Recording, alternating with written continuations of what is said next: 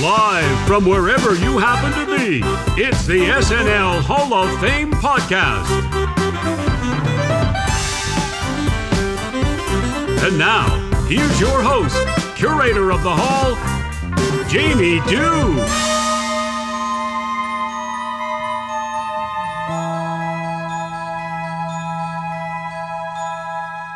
Welcome back for another week here in the Hall of Bells. I'm obsessed with the bells, folks. Maybe by next season I'll get over it, but for now I am deeply in love with those bells. So my name is Jamie Dew, and I am your host here in the SNL Hall of Fame. Before we go any further, I'll ask you all, just a matter of etiquette, if you could please wipe your feet before you enter the hall and its most hallowed grounds. So there's that. We are weeks away now from voting commencing for the first class of the SNL Hall of Fame. Can you feel it? This is pretty staggering. When I dreamed this up, I didn't think we would make it a season, and yet here we are, growing more than ever. The growth month over month has been absolutely, just astounding. So keep telling your friends if you enjoy the show. If you don't enjoy the show, well, then just button your lip. Just button it up. You know what I'm saying? We've got a fantastic episode for you today. We have Dave Buckman from the Cold Town Theater in Austin, Texas, joining us. Dave is a multi-hyphenate, spent years with Second City, doing sketch and improv, now plies his trade by running the Cold Town Theater in Austin and a festival as well. So you should definitely check that out. That's coldtowntheater.com, and town is with an E. Dave is bringing his massive brain into the hall to talk to me about Franken and Tom Davis. When these two gentlemen were hired, they took on one salary between them and packed up their things from Minneapolis and flew as quickly as they could to New York City before such an offer was rescinded. They were making hay at that time as a duo, sort of neo-vaudeville, I suppose. It was, we'd call it alternative sketch comedy now for sure, but it was different. It was unique. It was the voice of a generation, and Lauren saw that, and as a result, SNL became what it is. But I'm talking your ear off here. Let's get to Dave Buckman, because that's who you tuned in for. So this is Franken and Davis on the SNL Hall of Fame podcast. Enjoy.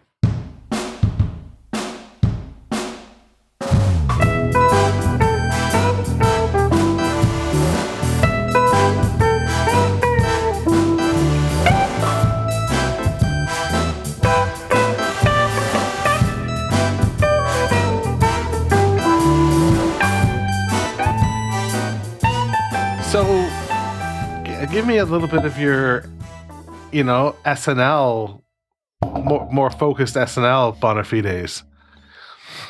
Bona fides. I started watching regularly probably around 82, 83 when I was like 10 or 11 years old. My parents had a top-loading VCR. Yeah. That, so they had taped, after Saturday morning cartoons were over, I would literally watch VHSs of SCTV and the first 7 years of Saturday Night Live. They had a lot of really good episodes that I would watch over and over again. And then probably, I think Christmas 82, my mom showed me this Mary Gross Out in the Field piece where she interviews kids about Christmas. And there's a young Seth Green. I think my grandmother knew Seth Green because she used to teach him in Philly when he was a kid in art. And she's like, "Oh, we know this kid. He's on Saturday Night Live." And I saw that sketch and it blew my mind. And I think I've been watching ever since that week. Wow. I missed an episode. Wow. That's so great to have that heroes, so indelibly marked. Oh yeah. Well, I didn't know it until I went back till Peacock, and I went back and started watching from 80 on. I'm still burning through the seasons. I'm in 87 right now, trying to catch up to those Jan Hooks episodes. Um, and yeah, I found the episode. Just like it hit me, like, okay, I remember everything from here on out. From this sketch on, I remember everything. Some sort of vague memory of each of these sketches as I'm watching them again. So it's been a very fascinating summer, thanks to the pandemic, which I never would have time for if there wasn't a reason to sit on my couch for 2 years. Yeah, this is absolutely unbelievable. I mean, it's affording us these kind of neat opportunities Luxury. where we can, Yeah.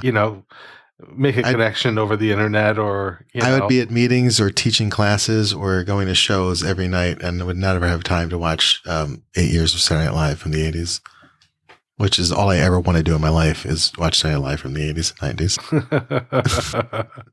Oh, you're getting into the good years too. Yeah.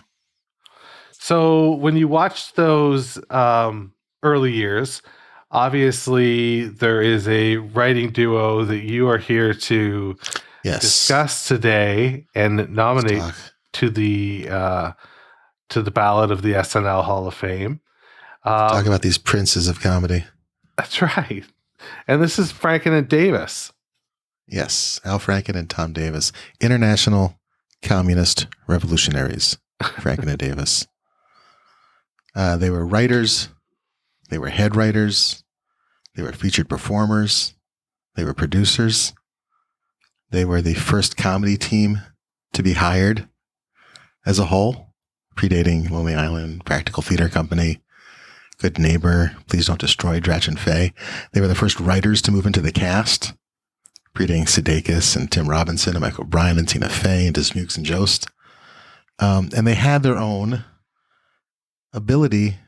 Lauren let them talk to the audience for 2 or 3 seasons, which he didn't let anybody else do except for Gilda occasionally and Weekend Update. So they had their own segment where they got to produce their own sketch and have a frame around it where they talk to the audience I feel, I just rewatching them, it feels like they are, I'm going to declare them right here and now, the last vaudeville team.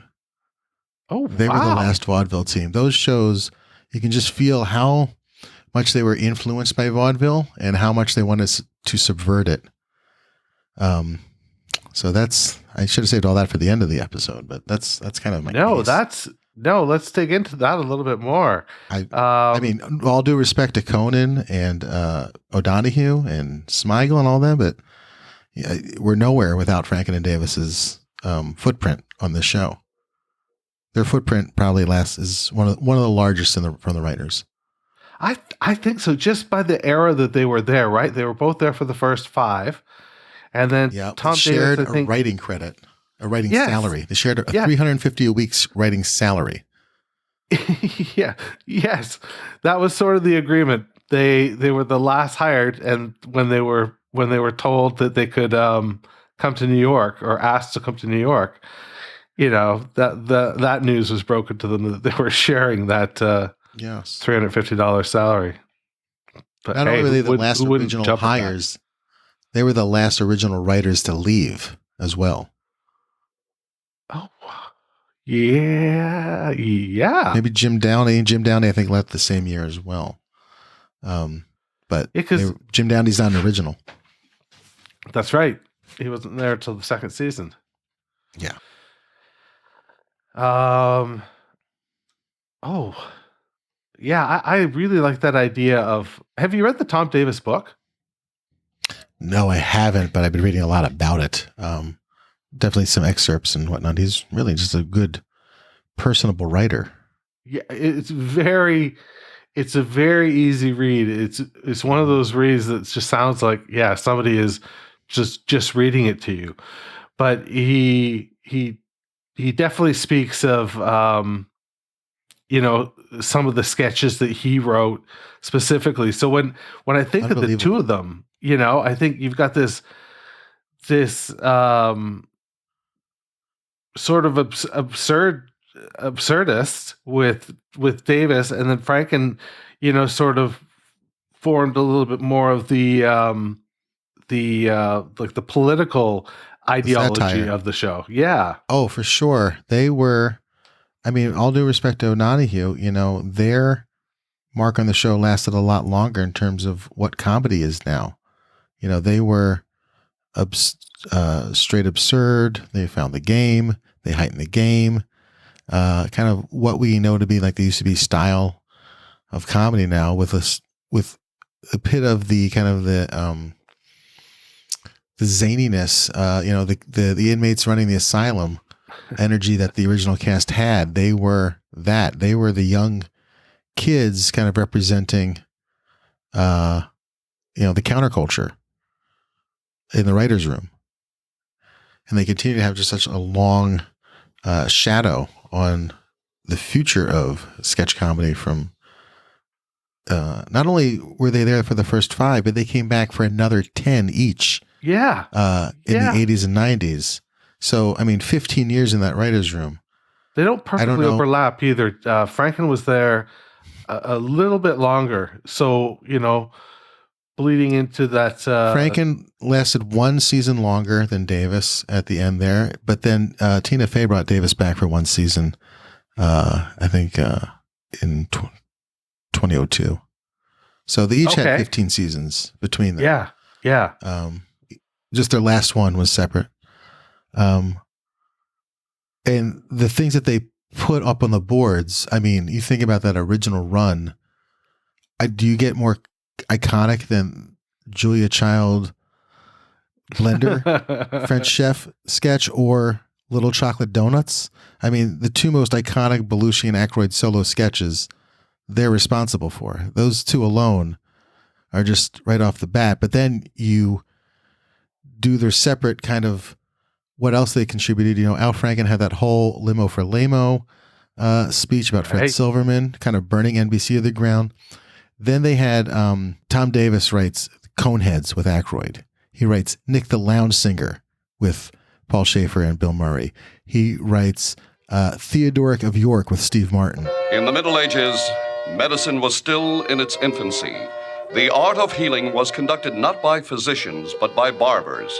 The medieval barbers were the forerunners of today's men of medicine, and many of the techniques they developed are still practiced today. This is the story of one such barber.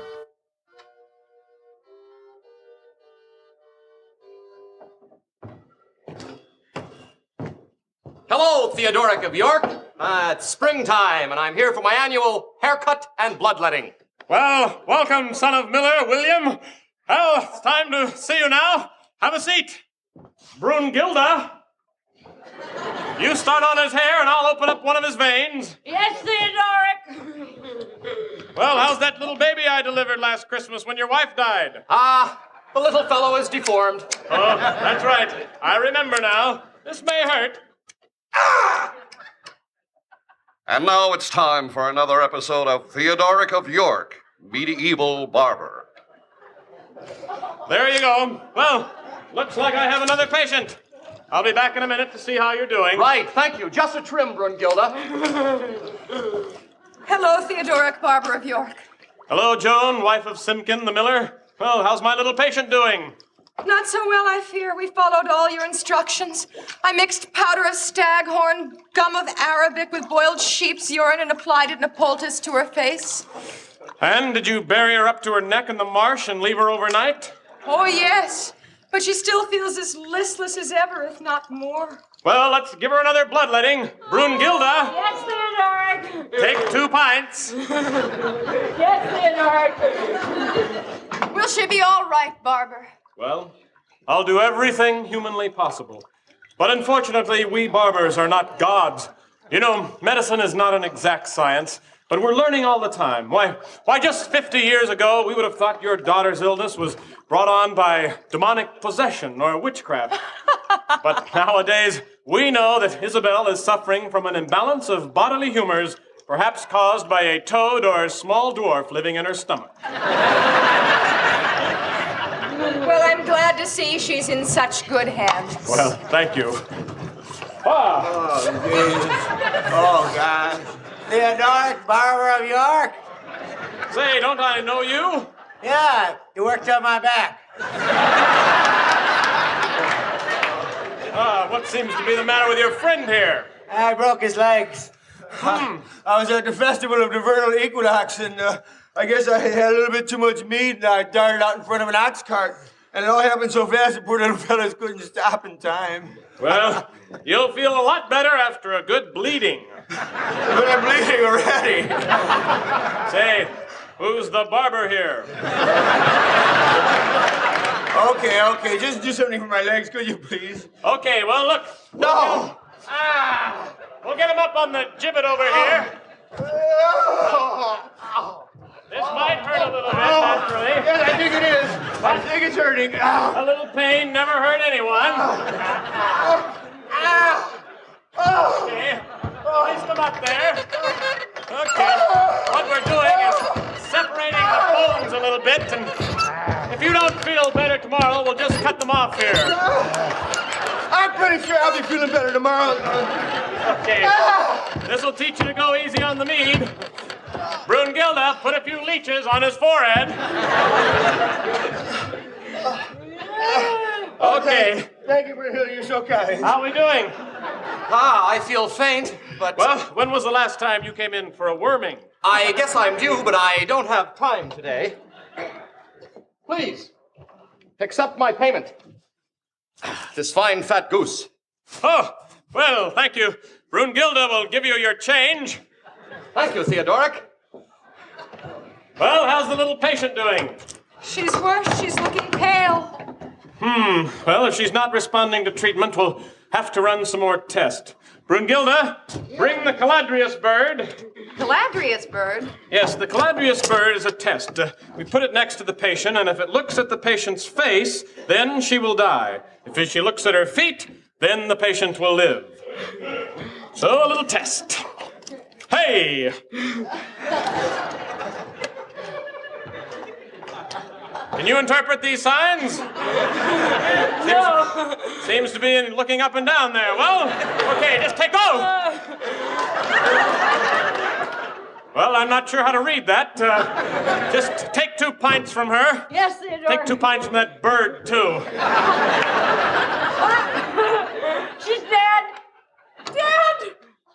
I can't believe my little girl is dead! Now, Mrs. Miller, you're distraught. You're tired. You may be suffering from nervous exhaustion. Maybe we'll just take some of your blood, too. We'll just... You're a charlatan! You killed my children just like you killed the rest of my family! Why don't you admit it? You don't know what you're doing! Wait a minute. Perhaps she's right. Perhaps I've been wrong to blindly follow the medical traditions and superstitions of the past centuries.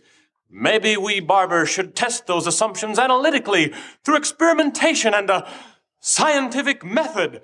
Perhaps this scientific method could be extended to other fields of learning. The natural sciences, art, architecture, navigation. Perhaps I could lead the way to a new age. An age of rebirth. A renaissance. Nah. Tune in next week for another episode of Theodoric of York, Medieval Barber. When you hear Theodoric say...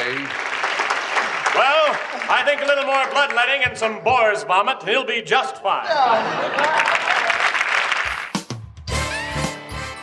Theodoric Barber of York. Like, I mean, I would do whatever it took to have my name attached to that. That's fantastic. It's a brilliant piece of writing, and there's only 2 of them, which I was shocked about because I feel like I remember 5 or 6 of them, but there's only 2 Theodoric of York sketches. Oh, yeah, I thought there was more too. I thought so too, and I guess it's just one of those ones that you just sort of you see the the little snippets on the anniversaries. I haven't rewatched the 70s in a while. It's the medical one and the lawyer one, but I thought there was so much more, but that's it, really, honestly.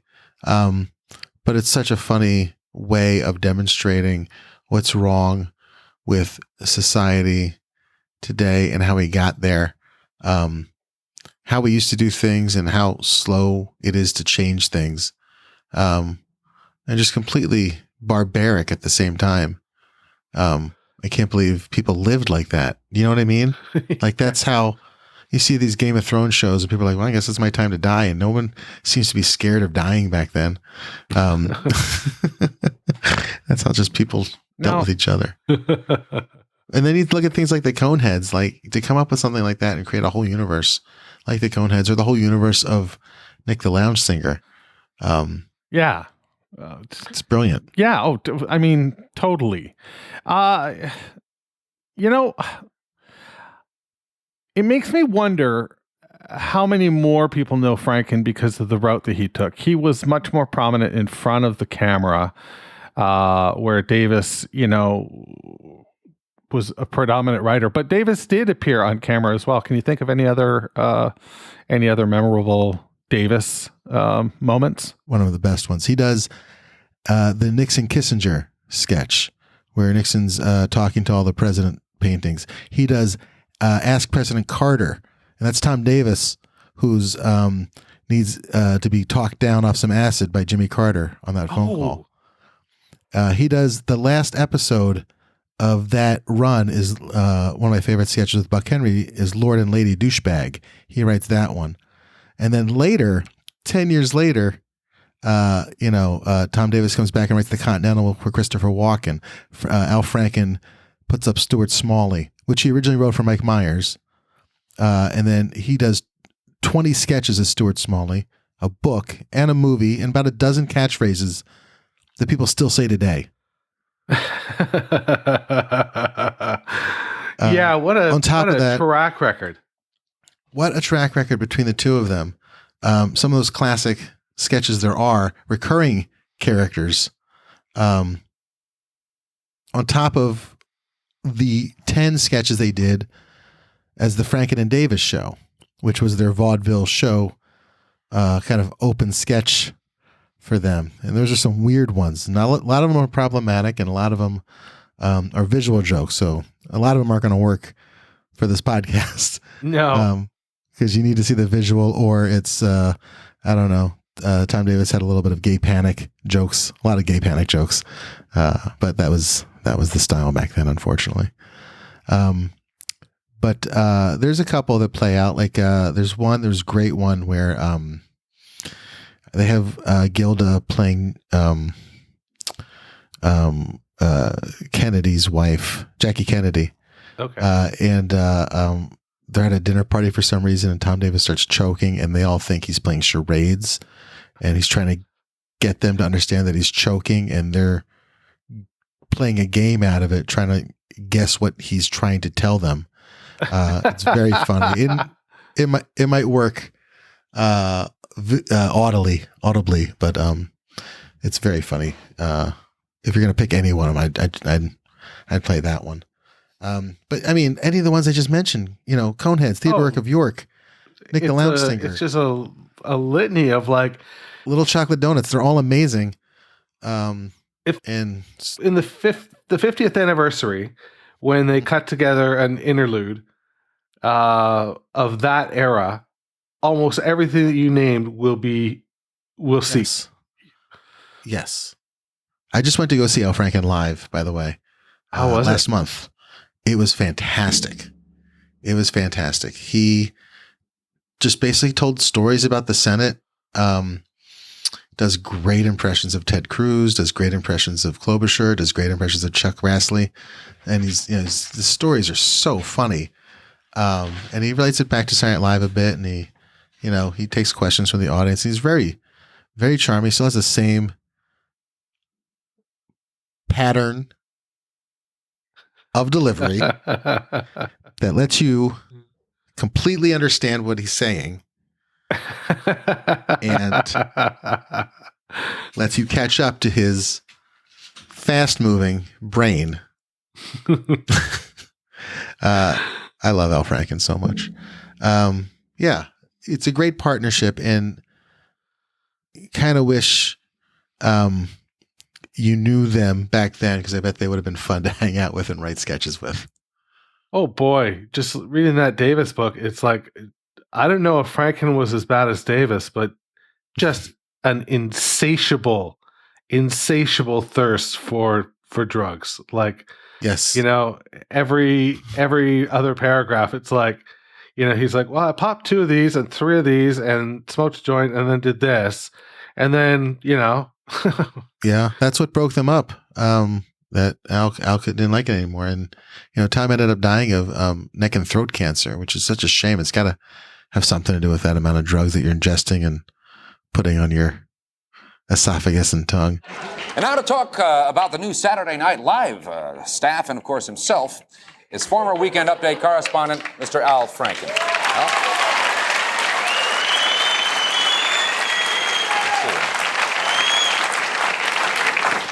Thanks, Chevy. It's nice to see someone else from the old show. You know, most of you probably know me, Al Franken, from the Al Franken Decade Reports I did last year, or from the Franken and Davis shows that my partner, Tom Davis, and I did over the 5 years of the original Saturday Night Live. Now, during the past 6 months, I have suffered countless instances of personal embarrassment from people coming up to me, Al Franken, and saying, hey, Al Franken, are you still writing for the show? Or Al Franken, how's the show going? Well, I'm here tonight to set the record straight. I am not involved in any way with the new Saturday Night Live.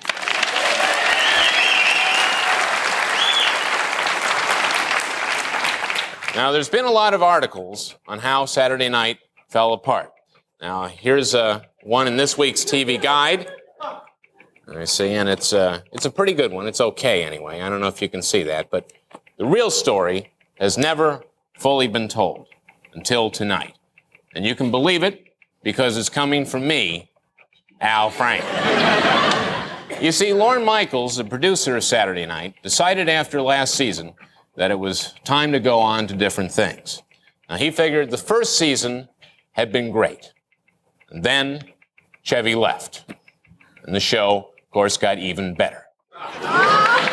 Then after the 4th year, Danny and John left. Now, them we missed.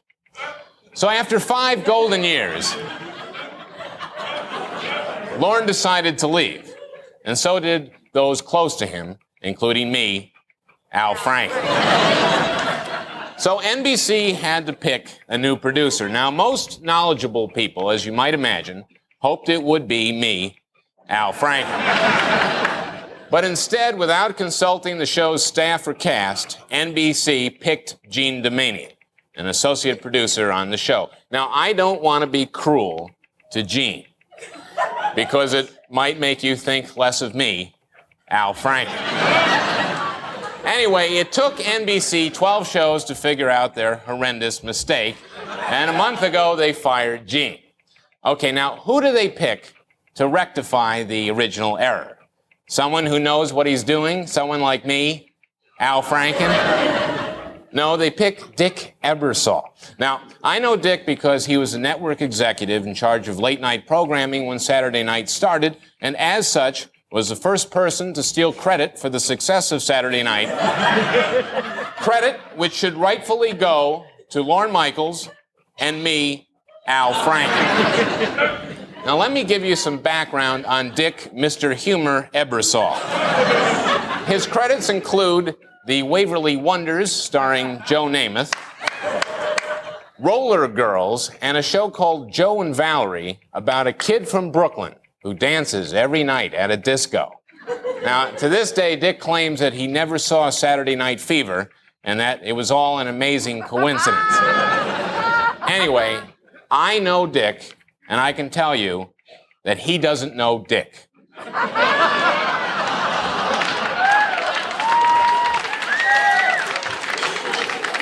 Okay, now the show's going to be a little better. No English-speaking person could do a worse job than Gene. But it's clearly time to yank this tired old format off the air. So if you're wondering what you can do for me, Al Franken, please write a card or letter to Put SNL to Sleep. 30 Rockefeller Plaza, New York, New York, 10020. Let's put this show out of its misery. You'll be doing a great favor for yourselves and for me, Al Franken. Thank you.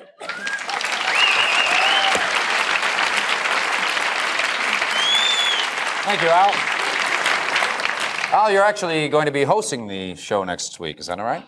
Yeah, it'll be my partner Tom Davis and me, Al Franken. We'll be hosting, and our special guest will be the Grateful Dead.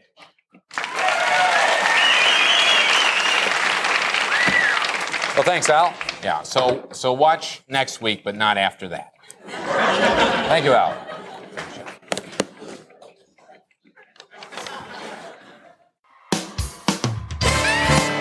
But to do 11 Coneheads, 11 Lounge Singer sketches, these were zeitgeist characters. These are ones that people still go. If Dan Aykroyd walked into a room wearing that Conehead, or Bill Murray gets anywhere near Paul Schaefer on the piano, everybody's goose pimples absolutely are going to go crazy. Yes. That's because of Tom Davis, or anybody that ever says, and that's okay. Yeah. Or I'm good enough, I'm smart enough, I'm doggone it, people like me. I'm in a shame spiral. These are things that people still throwing around 30, 40 years later. Wow. Yeah, it has been 30 years since that Stuart Smalley run, hasn't it? Wow. Right. In terms of them getting to New York and then really carving out, what the show looks like throughout the 70s, what do you think about what they did when they had their second run? Is there anything? Well, I guess Stuart Smalley is, but does Davis leave as big a mark in the second run? Well, the Continental is a pretty iconic recurring character. I don't know what else anything big that he did while he was there, but he was there for 10 years. Yeah. They were both there for about 10 years in the 80s, helping, shaping, producing, guiding. Sarah Silverman tells a story about stabbing Al Franken with a pencil at the writer's room. In her, oh my God. But to have original writers, those two and Jim Downey in the room, when Lorne comes back, and I'm sure that was as much for Lorne's comfort as anybody else's, just to have people there that know how the show is run, know how to run the room, and how to get it to air, was invaluable to him, to come back and mount this thing again, and to guide all those new writers, Smigel and Conan and Odenkirk, and be there for that whole process. And even, doing some on-air stuff, they both played, presidential candidates during all those times, and they'd pop up every once in a while. Al Franken more than Tom at that point, but, just to have those kind of veterans lending writer's room and on-air seniority, I'm sure was absolutely invaluable. Just knowing what I would want in that situation as a producer, to have somebody that was there from the original crew keeps us kind of focused on the same thing. So Lorne can work on the bigger things. Yeah. Yeah. So, and then that becomes the template for what the show, how Lorne ended up running the show into the 90s, right? As executive producer, as he moved into, that role, more moving away from day-to-day stuff. He brought Higgins on board and, that sort of stuff. But yeah, I was there for the Phil Hartman years, for the Mike Meyer years, for the Chris Farley years. They were there, still contributing, still guiding that new generation of comedians that are now all elder statesmen themselves.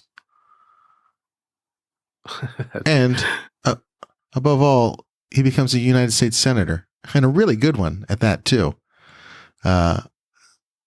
Which is, I mean, I couldn't vote for him, but I did send him money because I believe all comedians, should they want to be in office, should be.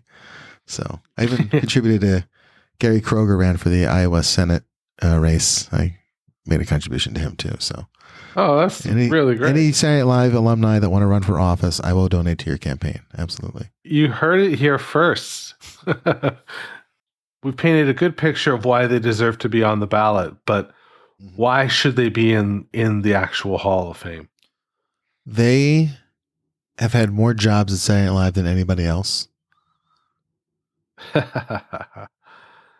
They are original writers, and they were the last ones to leave the writer's room from the original crew.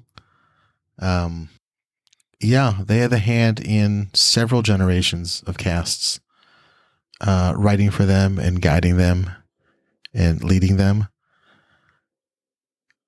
And their satirical sensibility is the reason Saturday Night Live is considered a satirical touchstone for America. There wasn't that many other satirical artists in that original room. You had joke writers, you had shock writers, you had relationship writers, but Franken and Davis were this satirical reflect society back and what's wrong with the society back at the audience.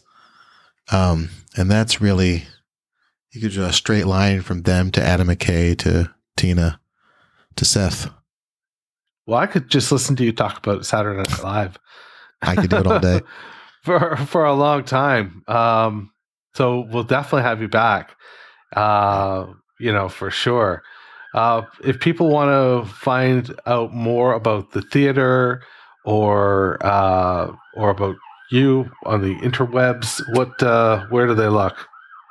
You can follow me at Dave Buckman, Buckman. You can follow my theater, Coldtown Theater, Coldtowne Theater in Austin, Texas, at Coldtown Theater, or atxsketchfest.com. We'll be having an in-person Sketchfest for the first time in 2 years later this year. So that'll be a lot of fun as well. We're trying to move into a bigger venue. So if you want to donate to Coldtown's efforts to open a new venue in this pandemic, we sure would appreciate it. Well, thanks so much for doing this. Thank you for having me. I've been looking forward to it.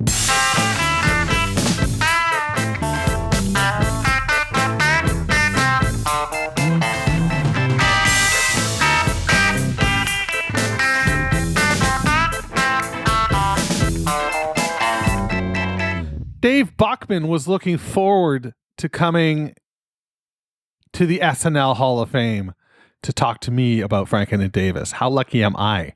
He was looking forward to it. This is so cool. If you are on the SNL Twitters, you've seen Dave Buckman around. If you've listened to any of the other podcasts out there, you've heard him. I feel very fortunate that we were able to get him for this one. This was a great episode. Franken and Davis, huh? I don't know if they were on your list before, but they probably should be if you enjoyed the show, because they were, maybe they didn't get to be there for the unveiling of the architecture, but they wrote the goddamn blueprints, so there's that to consider. And it's got to be something you consider when you cast one of your votes. This is also a 2-for-1. I mean, hey, you pick Lonely Island and Franken and Davis. You've cast 2 votes. You've got 5 fucking Hall of Famers. So, consider that. So again, I want to thank Dave Buckman for stopping by. Want to thank Franken and Davis for, helping invent the show. And we'll see you next week. And we're in the home stretch, folks. Talk to you then. But in the meantime, would you please turn out the lights? Because the SNL Hall of Fame is now closed. Thanks for listening to the SNL Hall of Fame podcast. You can find everything you need to know about the show at snlhof.com. Don't forget to subscribe, share, rate, and review the show wherever you get your podcasts. This is Doug Denant saying, this is Doug Denant saying, see you next month in the hall.